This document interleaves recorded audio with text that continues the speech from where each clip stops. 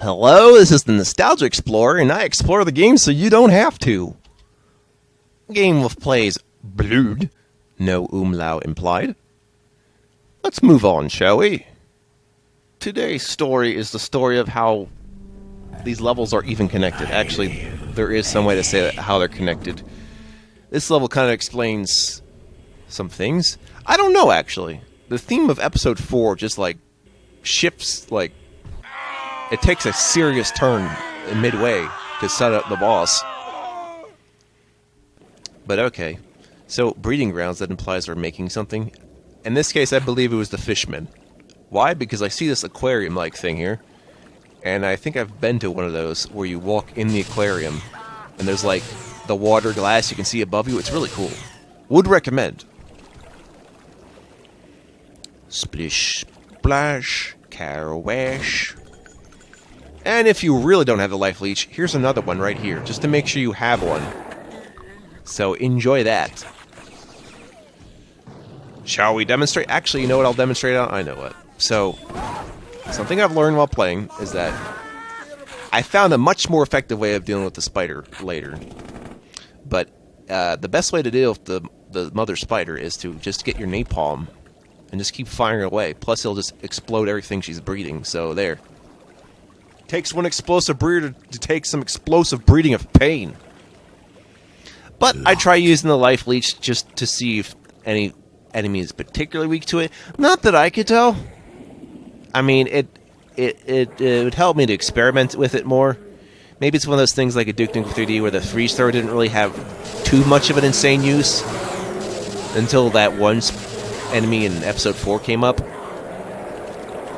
Wow, gargoyles at the aquarium. Now it really is like that Disney show. Darn it.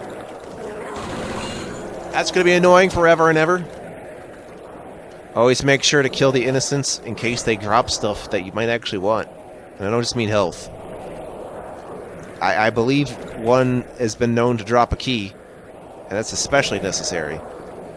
Or if you know the occasional enemy dropping a life seed, which I believe is programmed. I think you go into the editor or whatever and decide if a specific enemy drops a life seed, for instance, or not.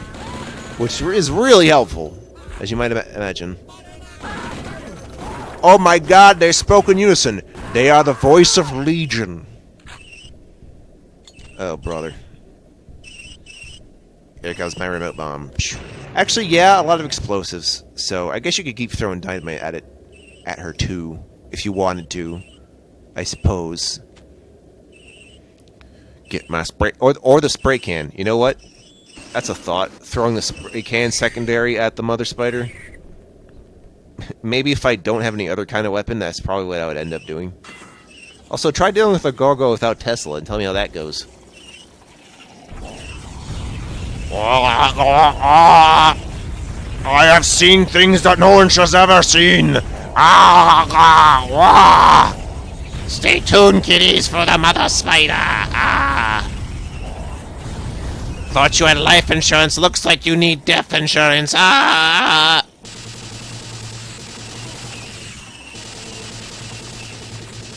Electrifying.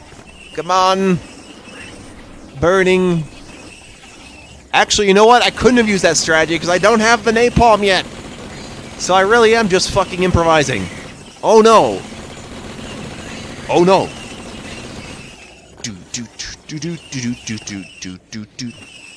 Here comes Caleb, stronger than the rest of them. Unlike Duke, he doesn't choke. That's right. That's right. Caleb is now the Knuckles to the Duke's Sonic. If we're going by anti-hero scaling. But no. No, it'd be more like Shadow. Oh, jeez. That's a pretty bag. But it's got the most gun of guns. Well, let's see what I come up with this time.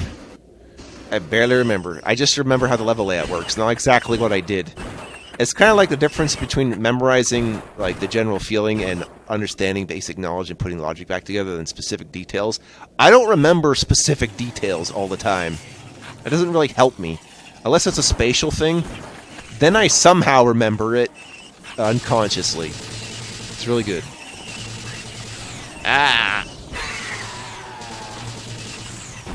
Oh shit, I think I just electrocuted myself. I was wondering what the fuck that sound was. That's no buenos. Did someone drop a fire shield? I don't know. There we go. Let's use the turret. That might be our best answer right now. Well, don't just leave the turret there. Do something with it. I'm still partial to the turret in combination with whatever else I'm doing, so I might just do that. Ah, buried alive! Oh, there'll be more spiders. I mean, mother spiders. You can just... yeah. I really do like the trope of first-person shooters. They're just like, well, this is the boss, and now we're just using it like it's a regular enemy, but without any of the degradation. It's like, oh, shit. Exploding, explode times. Actually, Duke Nukem 3, there was a degradation with the first boss, just because of how bullshit he was in terms of hit scanning. But hey, what do you say? I suppose I could be also using the secondary on you, too. Which, by the way, secondary does have a bit of AoE, so... probably could have done that, also. The problem is, I'm obsessed with saving the Tesla for lots of other things, like the gargoyles and the hellhounds, so, you know. It finally died, and I barely have any health left, but I'm going to take this as a win and just move forward. That's just how it be sometime. Oh, when you're done with the turret, just pick it back up with the use key. It might still even have ammo in it, but it didn't in my case. But if you just have some ammo in it, you can keep it on just pretty much forever, as it, you know, until you want to pick it back up. So that's kind of good if you're just in a single area where you know there's going to be a bunch of enemies. Like if you want to save enemy issues and you think you can dodge the fuck out of dodge. Whew. With my secret aquatic. Well. Good for me, there was another doctor bag. So, this really was a win. It's like when Ant-Man gets fucked up by time travel attempts and Bruce Banner's like, I totally see this as a win! It's like, yeah, that's how I feel sometimes. It's like the fact we've made some kind of progress without doing it perfectly. It's like, damn, something happened?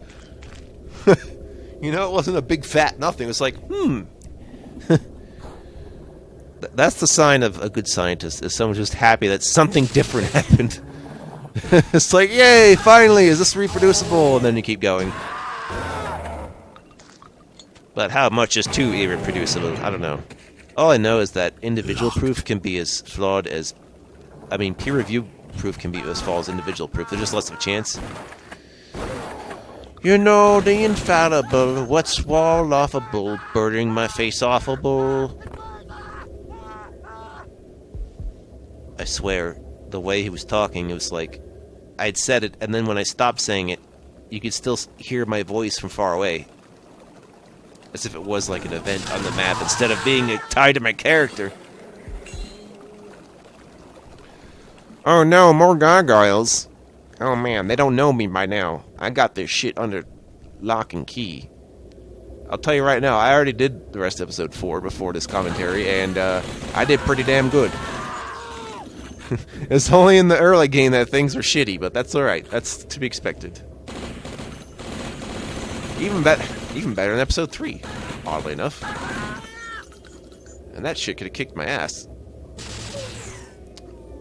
But I think we've lost semblance of level design, like coherency. Like, we used to have these transitions in the levels, right? Well, now I don't understand what sense any of these make.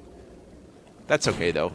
We just kind of hop from place to place. That's how the cryptic passage is going to be like. We'll just go from place to place. And just take a stop and enjoy some of the crap.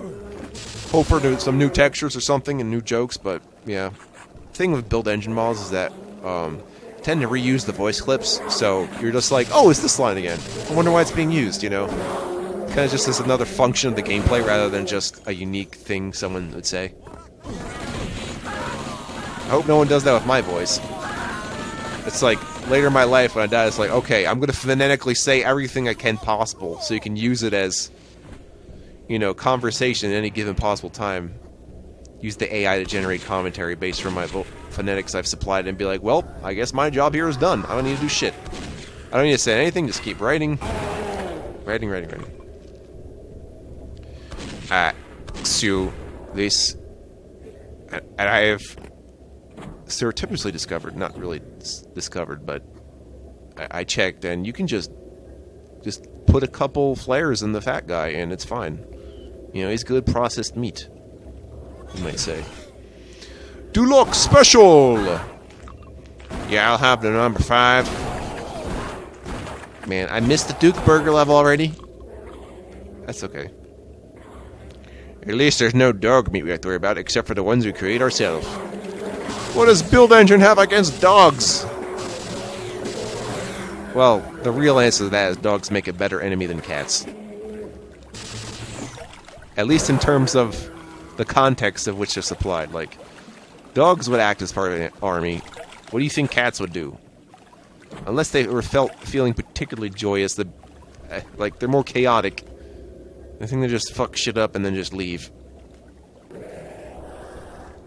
Shoot the shark. Face the shark. Hit the shark. No ears, no eyes, no mouth, no nose, no body. Okay. Nobody knows the games I've seen. No one knows but me. Because what kind of person believes someone's watching them all the time? Where's the privacy in that? I guess that's the psychological trick, isn't it? Diving suit. I put my suit on. I know it's kind of silly to have a suit right below another suit. I guess if the suit runs out that fast, though, that's actually good planning. Consequently, I think that's the reason why invincibility isn't just, like, splattered throughout the levels. Not because it's useful, but because of the fact, like, using it isn't going to be as effective as you think, so I just try to take an estimate of about, like, 10 seconds or so, and then just fuck whatever I'm doing with it. Or at least not try to throw explosions at my face after the fact. So I take very much advantage of, you know, you're invincible, just like, okay, I'm going to run in front of someone and use my dynamite. Very cost effective. That could have been another gargoyle, but it wasn't. It was a pool jump for the pool people. People of pool, I give you the pools. Oh yeah, that sounds good. Oh yeah, I found a... I didn't do this yet. I'll probably do it later, but you can use the Tesla underwater. You can. But I feel almost no need, considering usually the only monsters under here are just fish and fishmen. Everything else just being happenstance to them falling in. Alright, so this is going to be an odd situation, but I'm going to have to save while I have my diving suit on. So it's going to be relatively quick. Can't waste too much time there.